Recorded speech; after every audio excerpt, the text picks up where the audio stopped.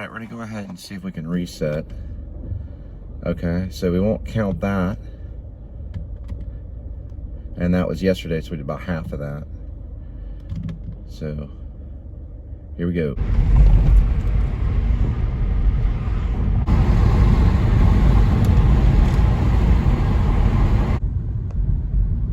Alright. Looks like we do have something for rent. It's 281-728-2528. 281-728-2528. It is a rent house.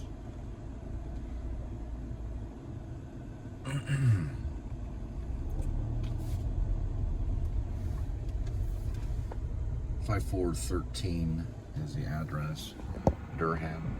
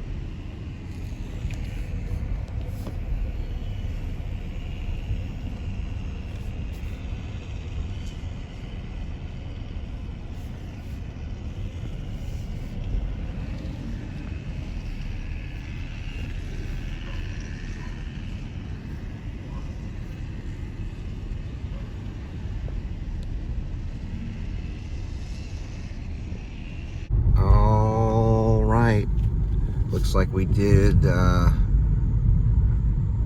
anyway, there's the butterfly.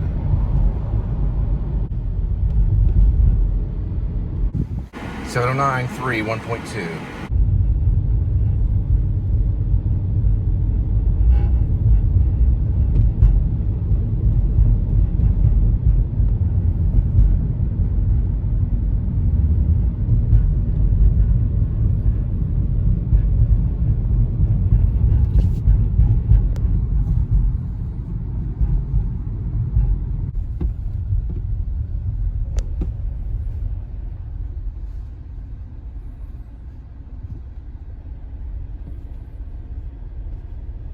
Ooh, looks like they got some chairs.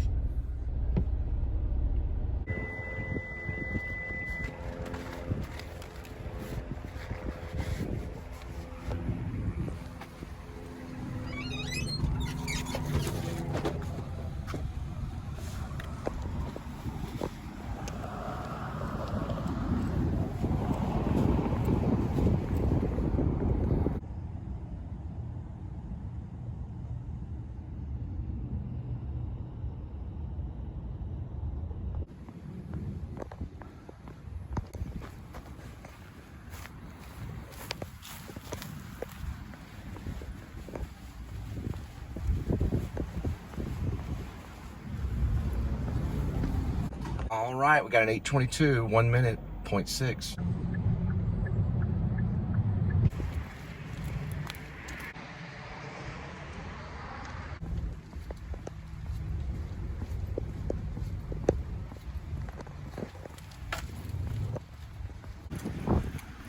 All right, 9:12, 8 minutes, 3.9.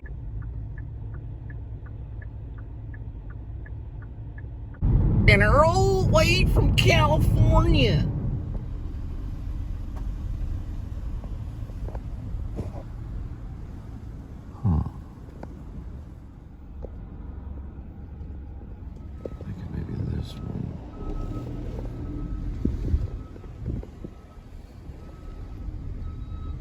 Yeah, there's something on the mailbox.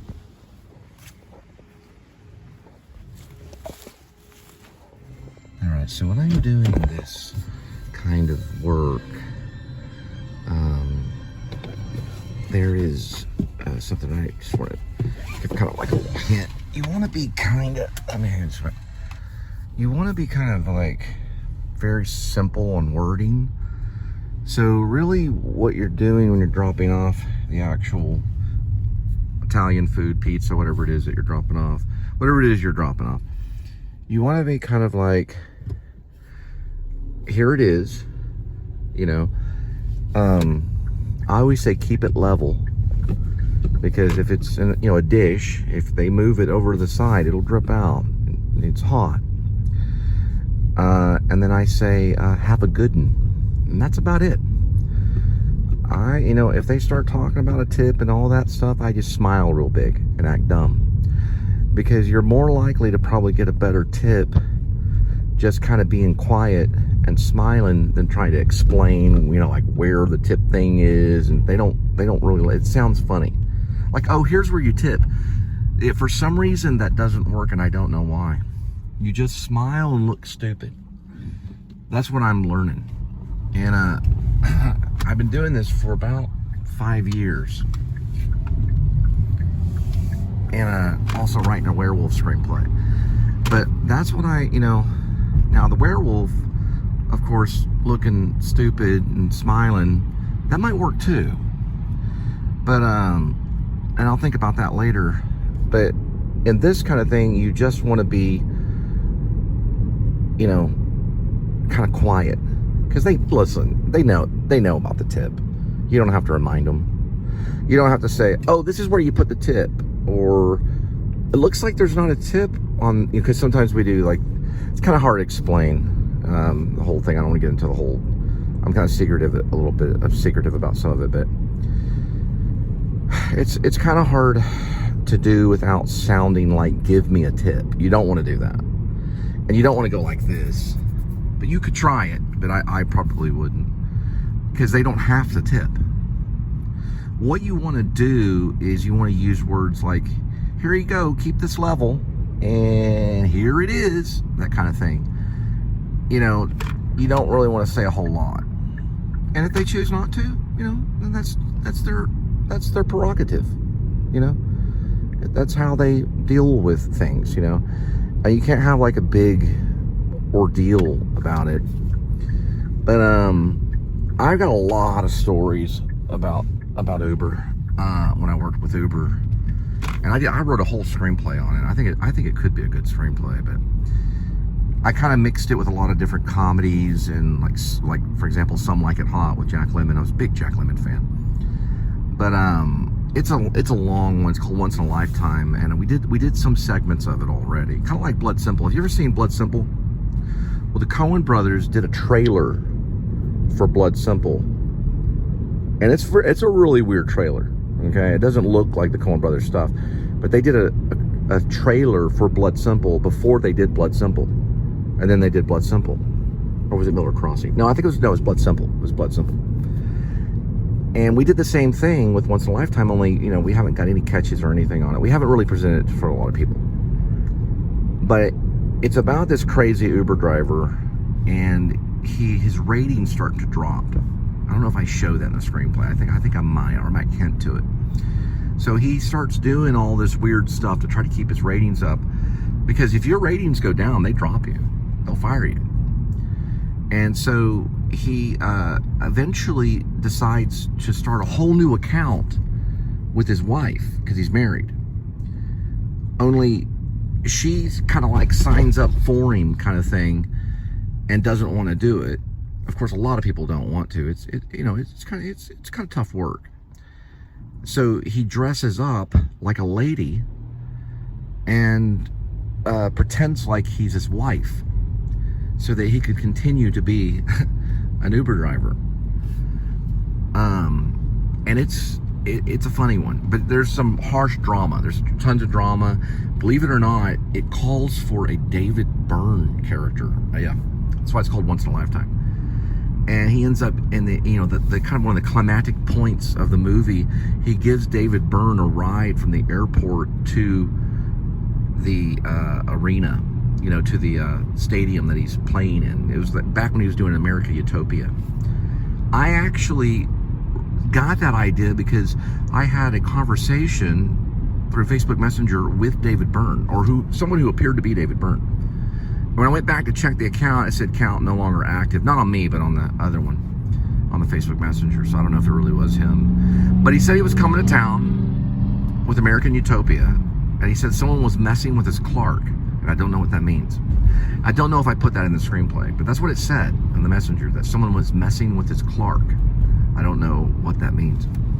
But this is back when he was doing stuff with Perfume Genius, or Perfume Genius, or whatever his name is. And he was doing the American Utopia tour. That's when I wrote it. So in the actual, one of the climactic moments, he actually picks him up and has like a conversation with David Byrne. Like David Byrne uses Uber. I've heard these celebrities use Uber and stuff. It's a really interesting kind of thing. I picked up a celebrity one time doing what I call secret Uber. I picked up one. It was a guy that was, he did a show on Hulu and on a bunch of other things called Man Eats Wild. His name's like Mario Capo or something. I actually picked him up. So it does happen because they use a lot of those services and stuff. They really do. But anyway, this is what I wrote a long time ago. It's a screenplay, and I have it finished. We've done some of it. I've done some of it. It's on my channel. It's on my YouTube channel. But I think it'd make a great comedy. But it has dramatic aspects to the film. And there's a little moment in it where it kind of explores, you know, that horrible thing out there called anti-Semitism. It does explore the horror of it. It analyzes it, and not in a glorified way. You know, not in a way that's done like in World War II and stuff like that. We're talking about like current day, like horrible anti-Semitism. And I'm not like pointing fingers to anybody, but that's part of it anyway. And it's almost to the point where I think it's so dang dramatic and crazy that it comes off as a little kind of, not funny, but just very strange. But the character is he's a little self-destructive. He's a little way over there. He's kind of like having a midlife crisis. It's kind of, that's what you could say that the movie's about. I think the character's name is Ash Cole in it, which is like one of my pen names. But nobody has given me any attention on it at all. It's just sitting there. So if you want a copy of Once in a Lifetime, I can send it to you. I can email it to you.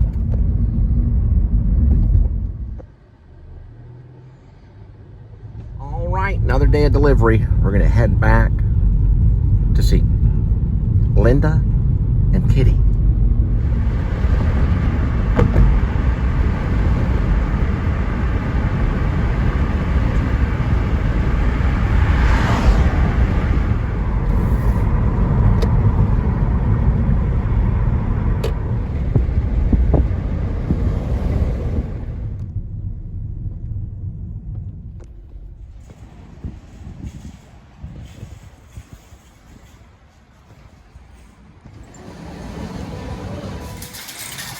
I kind of like these drinks right here. They used to do a Dwala, but these are not too bad. It's like a green infusion. It's got all these vitamins in it and everything.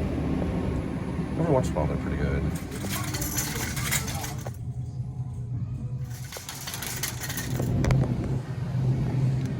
Finally got it. It's actually a cereal dedicated to Elf on the Shelf. So, it's 50% off though. You know what? This is 50%. Well, this can't be good though. Yeah. It looks kind of really candy, like a lot of candy stuff. But it could be good. In 2 different flavors. Hot cocoa cereal and just like a cookie cereal, which I'm going to pass on it. But they've got a lot of stuff for 50% off. So, I think it's like actually soap or something. I don't know. It's called a Zumbar. You know, that smells kind of good. Oh, I like that. It's a good idea.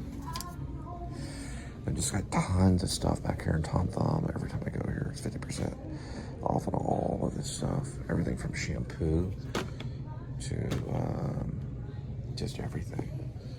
Candles. We got blankets. They got blankets up here, 50% off.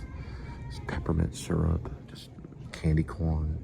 I was looking for hot sauce. Here's a Mr. Beast bar. It's 50% off. It's milk chocolate. I don't know the original price though. Oh, okay, yeah. I usually get the Tiger milk bars, But maybe since they have this, I might try this. I don't know if any of the bread is affordable, but they have the multi-grain for $3.49. It's a signature select.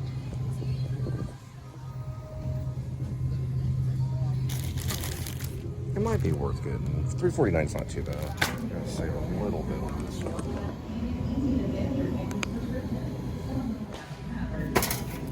I try these like deep, what's called dried fruit. It's a mango slice. Try that. Probably head off. I was just gonna get the ranch only, but I decided to go ahead and get all the rest of the stuff too. I might hold off on the cookies right now. Try this. It's kind of forced drink the zero sugar thing. Just get the caffeine. Whoa, not that one. Alright. Bubbler.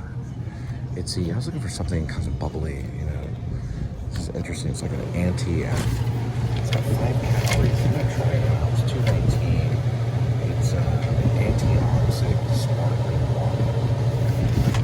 Looks like something like I might pick it up on the way out.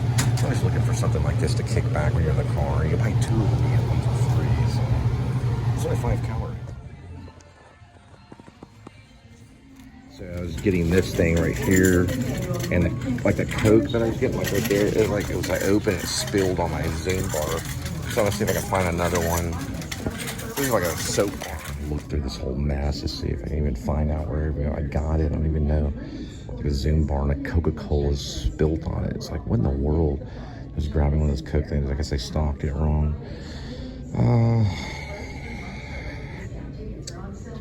I don't even know if they could see. This one may have just been kind of sitting there. That kind of makes me mad. It's 50% off, so I'm just gonna get a price check on it. It's 1 bar. I mean, how bad could it be? Let's spill Coke. I'm gonna do a price check on it and see what it costs. Then I'll head off now. You scanning? There's everything right here.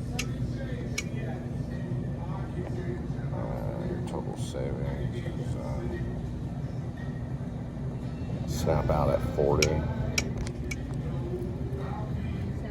Please select your payment method. So I end up paying $2.64. Alright, so it looks like I saved a little bit. Went without the soap bar. It was like $6 for that little bar. With half off, it was still. I was like, nah, it's okay. I'm not gonna take it.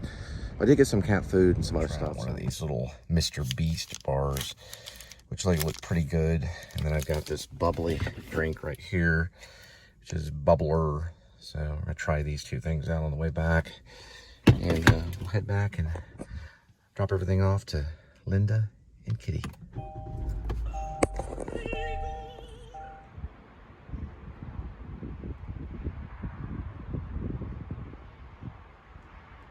All right, where's Kitty? Okay, I got a few things. There you are. What are you doing? Are you flipping out? I got you some cat food. All right. Okay. So it's $40, and I picked up some stuff. Are you watching some stuff? I'm watching the mail. What took you so long? Starbucks to get you a muffin. You're watching. It's cranberry. Oh, my favorite. Oh, you got some of these? I think that's the last one too.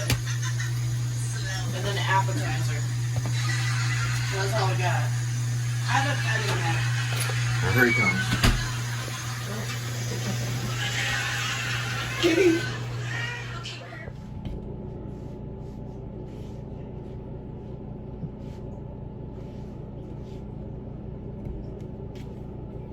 Let go of the salt, Kitty. Put the salt back in the basket or it gets the hose again.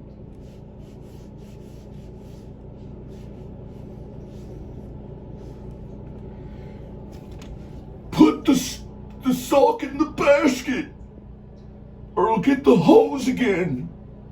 Don't hurt my sock, Kitty. Don't hurt my precious sock.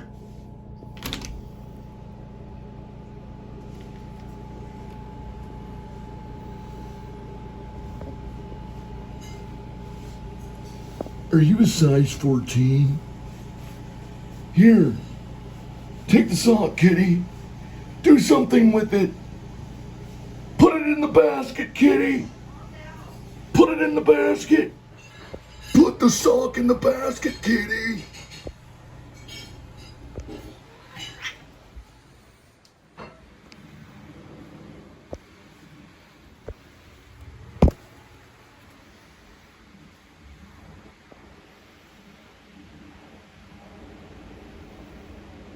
Looks like Linda went to town. That's pretty good. Are you a size 14? But it does look good, though. It's okay, kitty. We know you've had a hard day. You can sleep in your box. Good night.